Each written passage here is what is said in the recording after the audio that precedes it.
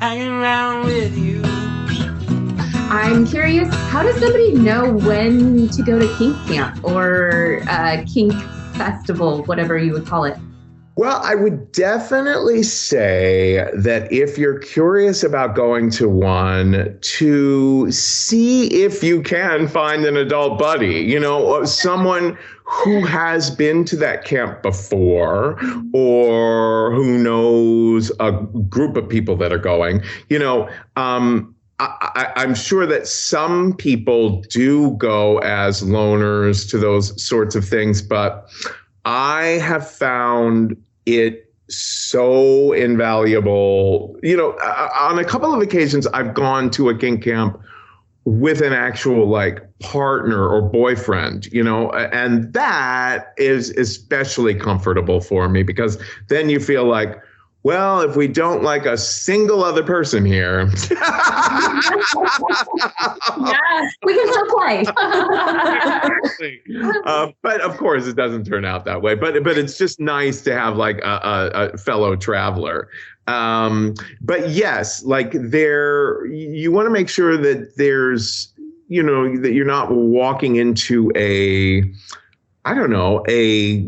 group that doesn't have a really good, solid understanding of consent and negotiation and all that sort of thing. The reason I say this is when the novel 50 Shades of Grey became popular, there was this huge surge of people going to some of these things, and all of a sudden it was like people who had no idea what they were doing or people who were kind of creepy, err on the side of being cautious and making sure you've got friends and that you've kind of sussed it out. Because there's definitely some really, really wonderful events and camps and stuff like that out there. I would say one thing to look out for, it's always a good sign if there are workshops, if there are educators there teaching, whatever, spanking or erotic hypnosis or whatever it might be. That's a good sign that, there's some smart people there who are pros and putting some thought into things, Yeah. Do you think people should go to kink camp if they've never done anything kinky in the bedroom? It was, I kind of felt like I was doing that the first time I went. I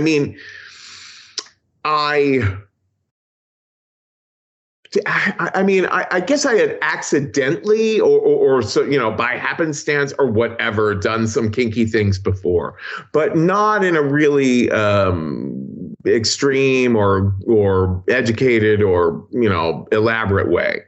And so when I went, I really did feel like I was walking into, I was a stranger in a strange land. And it was a real eye-opening experience for me in that mostly, that story, Kevin Goes to Kink Camp, mostly what's happening is me observing. It's mostly me walking around seeing crazy shit happening. But there was a fella there, and a gay fella, I think he was the only other gay man there that and we're still good friends to this day, but I'll never forget, he said to me, "Oh, you're brand new here, huh?" He said, "Well, I will give you a little bit of sage advice." He's like, "When you come to something like this, you don't know all the stuff it might do to your subconscious.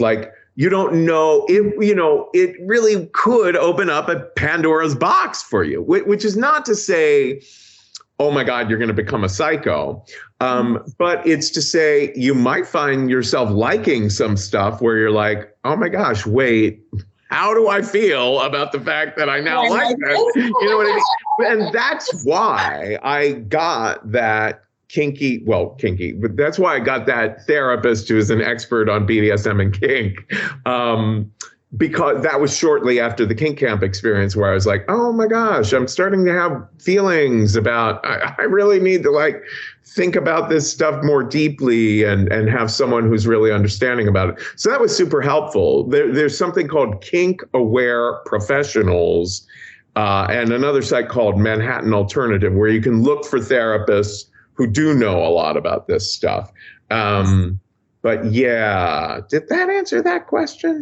I think it did.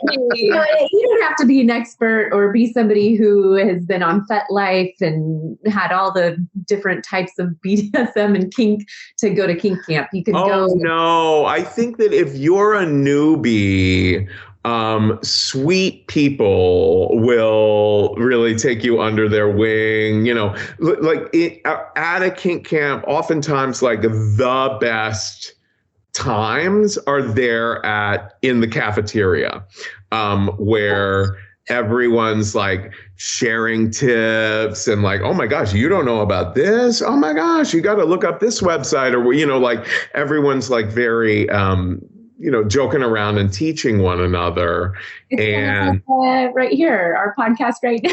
Yeah. Oh, exactly. Exactly. It's conversations just like this one. Yeah.